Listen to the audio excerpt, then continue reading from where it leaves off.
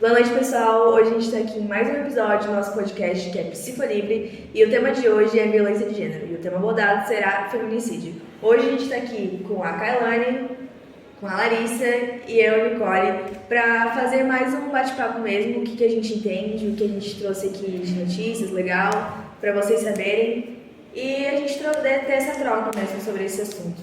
Então, gente, feminicídio, pelo menos do que é mais generalizado, o que é mais contado por cima, é que uma mulher ela sofre alguma agressão e ela acaba às vezes entrando em óbito pelo simples fato de ser mulher. E isso pode acontecer no caso, a ocasião por vários pessoas secundárias, por exemplo, parceiros ou família, enfim.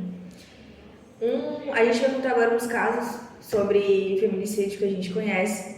Um caso que eu tive um certo tipo de proximidade porque eu conhecia a moça, que ela era amiga de um casal de amigos do meu pai.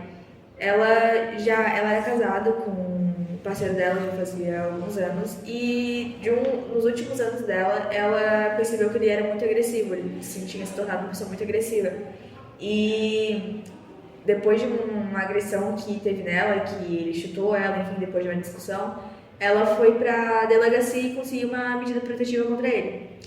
E nisso tudo eles se separaram, eles trabalhavam no mesmo local de trabalho e ela pediu transferência para outra rede. E nisso tava tudo certo até então e ela tava indo de ônibus pro serviço. E quando ela desceu do ônibus, ela viu ele. Na hora que ela viu ele, ela viu que ele tava com uma faca na mão e na hora ela já ficou desesperada e saiu correndo. Nisso que ela saiu correndo, ele conseguiu alcançar ela e deu uma facada no pescoço, no peito dela, se eu não estou enganada. Na hora tinha a vítima foi tentar meio que acudir ela, uma vítima não, uma testemunha. E ele viu e ele também tentou matar a testemunha, mas ela conseguiu fugir. Nisso conseguiu vir uns paramédicos, tentaram reanimar ela, mas na hora ela já tinha perdido muito sangue, já estava muito abatida e ela não acabou resistindo. E o fato mais, assim, chocante, que quando ele foi preso, até hoje em si o caso não é confirmado que o parceiro matou ela, mas, enfim, é um pouco doido. Quando ele entrou lá na prisão, os caras arrebentaram ele a pau e ainda ele falou que ele não se arrependia do que ele tinha feito. Ele falou que ele faria de novo e ele não estava nem um pouco arrependido do que ele teria feito. Então, é um caso assim que dá medo mesmo. Imagina, tu tá numa relação há anos com a pessoa e ele já tinha um filho de 12 anos, inclusive. Imagina pra cabeça do filho perder o pai e a mãe na mesma hora, porque a mãe acabou falecendo e o pai foi preso. E ainda mais saber que a mãe não tá mais ali por conta do pai, porque é um dano psicológico muito grande. Sim, literalmente, a pessoa já cresce com um trauma desses, entendeu? Também teve o caso da advogada que aconteceu, se não me engano, foi em 2017 ou 2018, que é a Tatiane, que eu esqueci o nome dela, mas acho que a gente consegue colocar na edição, que no início a gente tem as gravações do apartamento deles, assim, do condomínio e tal, que ela desce do carro junto com o namorado, o marido dela, e ela vai sendo agredida até o elevador. Ele vai batendo nela e arrastando ela e puxando o cabelo, e a gente vê que são cenas bem explícitas e bem violentas. Os vizinhos relatam que ouviram pedidos de socorro e gritos e ninguém fez nada, ninguém chamou a polícia, ninguém fez nada. E depois de, acho que um tempo que eles estavam brigando, simplesmente ela caiu não sei qual andar que era, mas ela caiu do apartamento deles. E foi uma queda que levou ela a óbito na hora. Até hoje, não é confirmado se foi ele ou não que matou ela, mas o comportamento dele foi muito estranho. Por quê? O que aconteceu?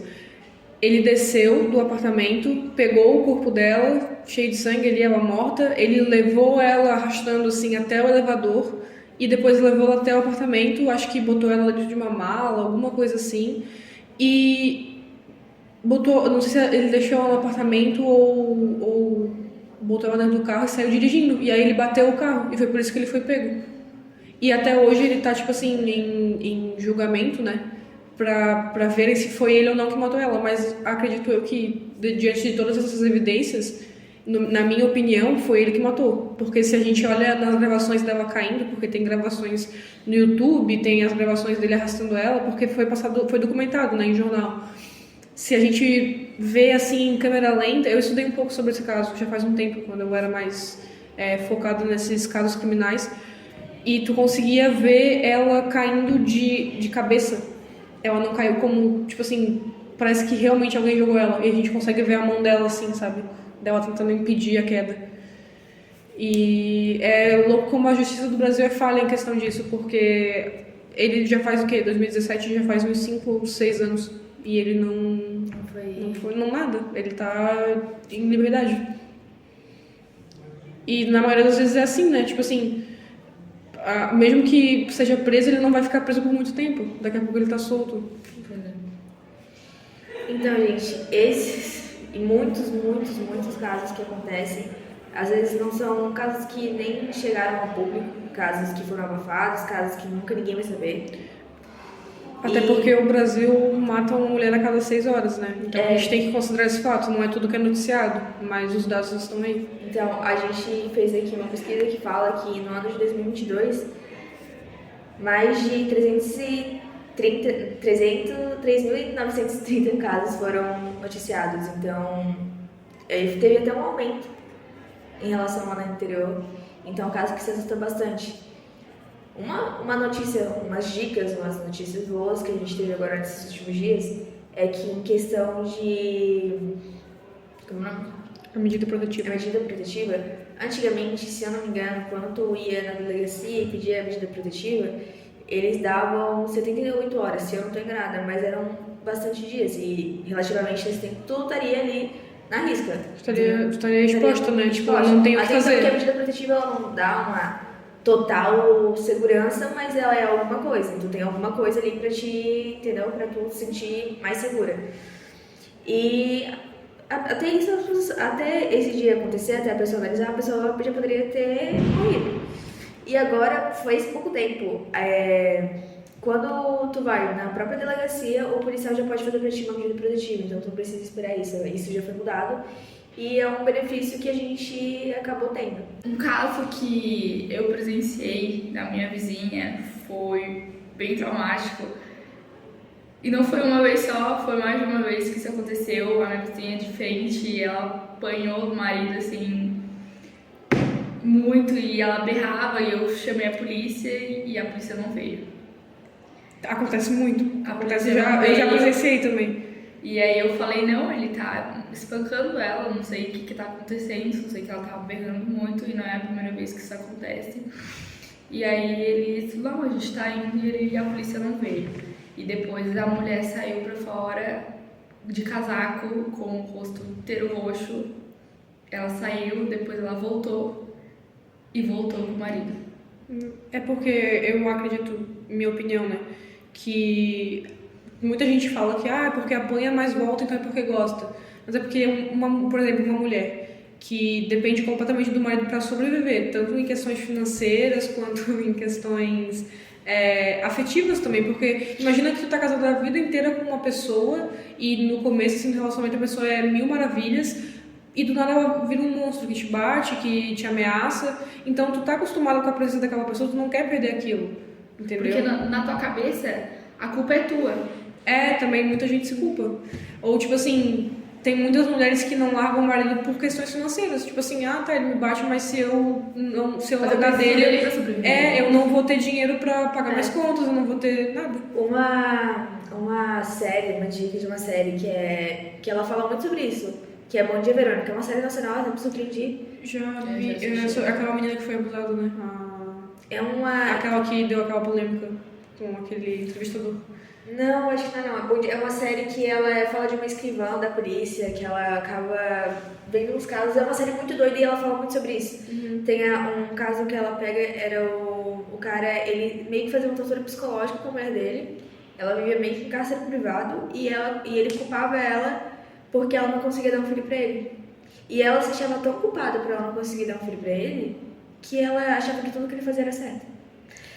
Então ela ajudava a caçar as mulheres na rua pra trazer pra dentro de casa e ele abusar delas. É basicamente. A série é uma série bem legal, é interessante vocês É muito pesado. Eu nunca assisti, mas é- eu já presenciei uma coisa assim na vida real. De tipo assim, porque pessoas não. Eu não posso proporcionar tal coisa, então ele tem o direito de fazer qualquer coisa comigo. E é muito louco. Isso é Tipo assim, se botar no lugar de uma mulher assim, como é que fica o psicológico dela? Quando a gente isso é. Destruído. Se vocês quiserem entender melhor, gente, assistam porque essa é uma série muito boa mesmo. É uma série bem interessante, é uma série pesada, mas ela vale a pena assistir porque tu começa a enxergar que muita coisa assim que tu fica meu Deus, não é possível que isso acontece. Gente, então, se vocês sofrem algum tipo de violência de gênero, liguem para o 180, liguem para a polícia. E se vocês verem também um caso de alguém, uma vizinha, que acontece algo com isso, não se covardem, liguem pra polícia porque é uma vida. E insistam. Insistam. Se a polícia não veio, liguem de novo e fiquem ligando. E até pro bombeiro também. Porque, Ou o cara também. porque é uma vida e se você tá ali vendo, ajude. Por mais que seja difícil ver aquilo e não poder fazer nada, se você for uma mulher e quiser impedir, chame a polícia, não se meta porque você pode ser a próxima vítima. Então, acho que é isso. É isso, pessoal. Esse foi mais um podcast Psico Livre e a gente se vê no próximo. Tchau, tchau. Cadê meu celular? Eu vou ligar pro 80. Vou entregar teu nome e explicar meu endereço. Aqui você não entra mais, eu digo que não te conheço. E jogo água fervendo se você se aventurar. Eu solto o cachorro e apontando pra você, eu grito perto. Eu quero ver você pular, você correr na frente dos vizinhos. Você vai se arrepender de levantar a mão pra mim. Cadê meu celular? Eu vou ligar pro 80. Vou entregar teu nome e explicar meu endereço. Aqui você não entra mais, eu digo que não te conheço. E jogo água fervendo se você se aventurar. Eu solto o cachorro e apontando pra você, eu grito perto. Eu quero ver você pular, você correr na frente dos vizinhos. Você vai se arrepender de levantar